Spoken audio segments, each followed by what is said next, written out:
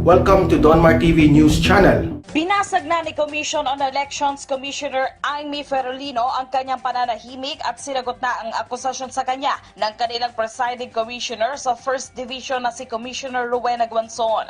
Sa sulat na ipinasa ni Ferolino kay COMELEC Chair Sheriff Abbas, walang katotohanan na labis na ang pagkakaantala sa paglabas ng resolusyon para sa consolidated disqualification case laban kay presidential candidate Bongbong Marcos. Tanging si Guanzon lang din kasi aniya ang nag-anunsyo sa Twitter na dapat noong ika-17 pa ng Enero nagkaroon ng promulgasyon sa kaso ni Marcos dahil wala aniyang ganitong internal agreement ang First Division Commissioners. Paliwanag ni Ferolino, January 7 nang maisagawa ang preliminary conference. January 10 nang mairaffle ang consolidated case sa opisina ni Ferolino upang magawa ng ponensya.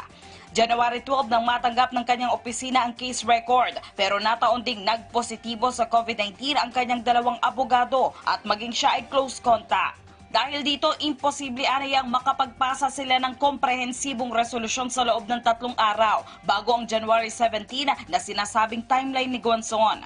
Dagdag pa ni Ferolino, kung mayroon aniyang delay sa paglabas ng kaso, ito ay dahil sa atrasadong araw na isinagawa ang preliminary conference, kung saan kinailangan itong i-adjust para itaon ito sa pagdating ni Guanzon sa Maynila upang personal na makabahagi sa proceeding at ma-live ito sa Facebook.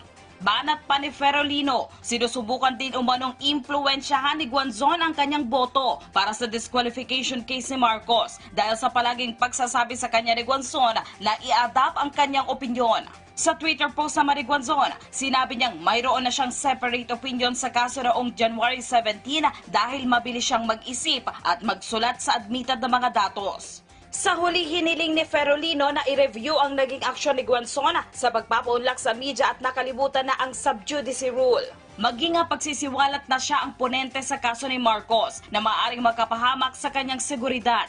Una namang sinabi ng kampo ni Marcos na maghihintay na lamang sila hanggang sa mailabas ang desisyon sa diskwalifikasyon ni Marcos bago sila magbigay ng komento ukol sa issue. Kahit saan ka mang lupalop magtago, tiyak ikaw ay makakalaboso. Ito ang kapapasok lamang na balita na tiniyak mismo ng well-known columnist sa walang iba kundi si Christian Fermin matapos nga di mo nitong ibulgar na nagtatago na daw si Enchong D matapos ilabas ng kampo ng representative na walang iba kundi si Colleen Bautista ang warrant of arrest laban sa ₱1 bilyong cyber libel case na isinampa nito sa nasabing kapamilya aktor. Ito ang breaking news na umanigagan ng samot-saring komento at reaksyon mula sa marami sa ating mga kababayan matapos ng sabihin ni Christopher Fermin on live TV na nag-alsa baluta na daw di mo si Enchong D at nilisan ito ang kanyang address sa Quezon City at nagtago na daw ngayon. Ngunit tiniyak mismo ni Fermin na kahit sang lupalo pa magtago si Enchong D ay tiyak na mahahanap siya ng batas at tutugusin na daw di mo siya ng kapulisan. Diretsang pagbubulgar ng showbiz enthusiast na si Christopher Fermin matapos itong sabihin on air ng kanyang programang Christopher Minute na tila nagtatago na daw di mo si Enchong D dahil sa ₱1 bilyong cyber libel case na isinampa ng congresswoman na walang iba kundi si Binky Bautista. Ito ang breaking news na umani ng samot-saring komentong reaksyon mula sa marami sa ating mga kababayan dahil matapos ng balita o ibalita na sumampa na sa Davao Occidental Region Trial Court ang nasabing ₱1 billion cyber libel case ay agad na inilabas ng nasabing warrant of arrest ngayon. Ngunit ayon pa mismo sa naging pahayag ni Christopher Fermin ay tila matagal daw umalis sa kanyang bahay sa Quezon City si Enchong D at marahil ito ay sa dahilan na huhulihin na siya ng kapulisan at ibibigay dito ang warrant of arrest patukol sa ₱1 bilyong cyber libel case na sinampa ng congresswoman at party list representative ng dumper na walang iba kundi si Claudine Bautista. Ayon nga di mo sa naging full report na nilabas ng balita sa kanilang official website. From balita Christopher Fermin sa umano'y warrant of arrest versus Enchong Enchong D, magpiyansa ka. Pinayuhan ng showbiz commentator na si Christopher Min ng kapamilya actor si Enchong D na sumuko na lang sa mga otoridad kasunod ng di umano'y ulat na sinilbihan na ng actor ng warrant of arrest na subalit hindi raw ito nadatnan sa kanyang address sa Quezon City. Ayon sa binasang detalye ni Christopher Min sa programang Christopher Minute, matapos umanong sumampa sa Davao Occidental Regional Trial Court ang kasong cyber libel kay Enchong D, ay naglabas na rin ng warrant of arrest ang otoridad noong Enero 25, Martes. Nagtatago nga ba ang aktor? Ito ang tanong ng ilan kasunod ng mga chika na ayon di mo sa mga kapitbahay ng aktor, hindi raw ito umuwi sa naturang address. Nitong Biyernes, Enero 28, hindi nakaligtas ang usapin at umabot na nga maging ang kilalang showbiz commentator na si Christopher Min. Dagdag pa dito ay dormitorio or boarding house lang ang lugar na tinutuluyan ng aktor sa Quezon City at hindi aktwal na tirahan ito. Gayunpaman ay pinayuhan ni Christopher Min ang aktor na kusang isuko ang sarili sa mga otoridad. Ito ang pinakamagandang gagawin ni Enchong dito sa voluntary surrender. Payo ni Christopher Min sa madalas daw noong makatanggap ng warrant of arrest. Hindi po pwedeng magpatagpuan or pagtaguan ito ng lahat ng mga sangay ng pulisya na pinadadalhan ng warrant of arrest. Dagdag ng veteran showbiz na columnist at humingi ng payo kanyang legal team. Para rin kay Christie, mukhang hindi naman nagtatagong aktor at kasulukuyan ng humahanap ng tiyempo at humihingi ng payo sa kanyang legal team. Huwag mong pilitin ang mundo or paliitin ang mundo mo, magpayansa ka, ani Christie. And ko. Sa naging programa ng batikang showbiz columnist sa walang iba kundi si Christopher Min, ay nanindigan ng kanya naging source na tila may pinagdadaanan ng malala si Enchong D, kaya tila nasabi na marami sa kanila nang maraming nagtatago na daw ito dahil sa warrant of arrest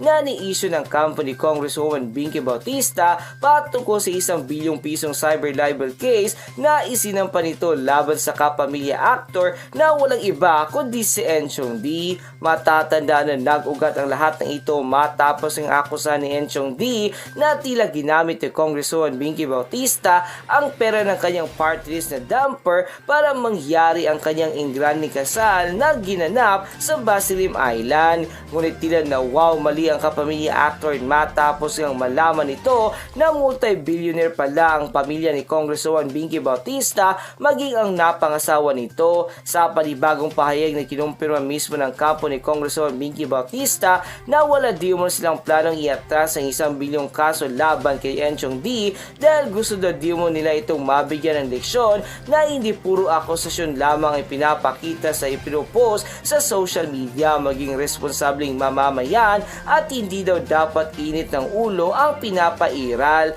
Nang lumabas nga ang balitang ito ay umani agad ng samot-saring komento at reaksyon mula sa marami sa ating mga kababayan at marami nga sa kanila ngayon ang hindi napigilan ng kanilang sarili na maglabas ng kanilang hiling at komento sa mundo ng social media. And the netizens posted, "Di ba ang yabang mo, dapat harapin mo ang kinasasangkutan mo, ilabas mo ang kadaldalan at katapangan mo, ginawa mo yan ang pagdusahan mo." Ay naman kay Crisanto Berita, tiyak tatanda bigla yan dahil sa nervyos at takot, lalo na pag nakulong na at maging lusyong na rin dahil ng pagpapasahan na yan ang loob. Ay naman kay Viola Atilano, a lesson to learn the hard way. Showbiz peeps, be sensible to say any stupid things against people in the government. Ay naman kay Pinoy Trending, hindi nga tutulong ng kakamping mo, di ba sila ang nagtuturo sa iyong bumatiko sa gobyerno. Ay naman kay Jonathan Fajardo, leksyon na sa mga taong biglang yaman at sikat, huwag kayong masyadong hambog na akala nyo nasa langit na kayo. Ay naman kay Gregorio Nacom, gusto niyang sumikat pa, ayan sikat na dahil may warrant of arrest ka na. Ay naman kay Ann Pangayan, I like Enchong D as an actor, let this incident be an example for all of us who likes to comment on things that they have no knowledge about. Ensyong may not realize the words and he altered the time that is not an excuse. Once you post something on social media, everyone can read or see it. Before we say something or post something, we must think first how it will affect other people. That's what's wrong with people who likes to use social media to vent their frustration or problems. Let's use social media to empower and inspire people and not to destroy one another. Let's remember that words once it's uttered, there's no way to take it back. Ay naman kay Renato Ancog, feeling ko magpapakamatay na yan sa sobrang stress. Kawawa naman si Ensyong, wag kasing epal. Kala mo kasi judge ng makapanghusga sa taong i-lesson learn sa'yo yan.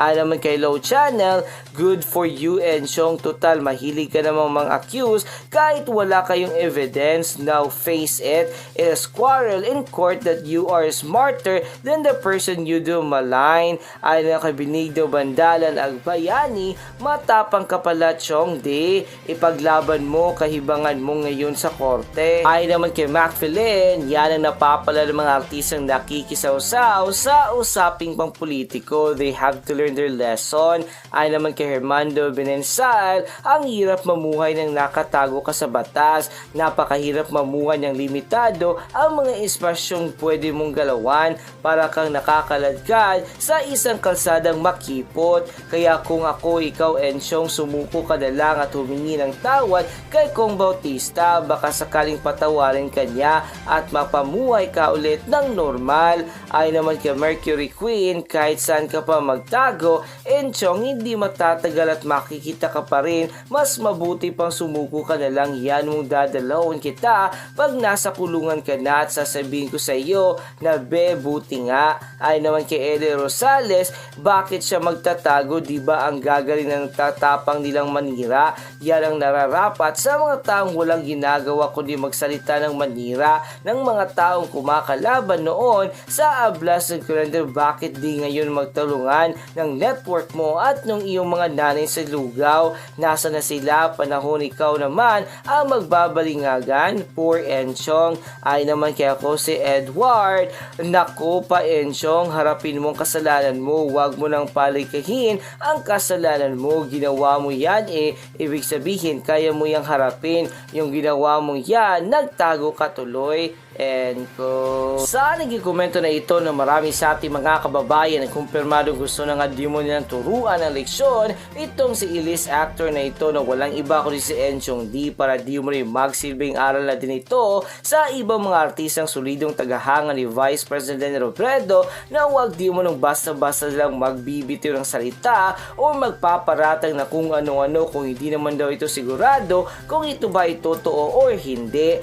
Pakiwari nga na marami sa ating mga kababayan maging ang opinyon na mga batikang lawyer ay sobrang malaki nga daw di mo ng posibilidad na maghihimas reyesa daw di mo itong si Ensyong D kapag hindi nga daw di mo na ito nabayaran ang 1 bilyong cyber libel case na di mo na isinampa ni Congresswoman Binky Bautista. Matatada na nag-ugat ang lahat ng ito matapos nga rin controversial Twitter post ni Ensyong D kung saan inakusahan nito na ang nasabing Congresswoman at Dumper Party representative na tila ginamit daw ang pera ng kanyang partido para sa kanyang lover's wedding na ginanap sa Basilim Island. At yun na nga mga kabanat, ano na ang masasabi mo? Kung kayo ang tatanungin na lang masasabi mo sa naging balitang ito, kung saan matapos ng sabihin mismo ni Christopher Min na ayon di mo sa kanyang reliable source ay tila nagtatago na nga daw ang kapamilya actor na walang iba kundi si Ensyong D dahil sa warrant of arrest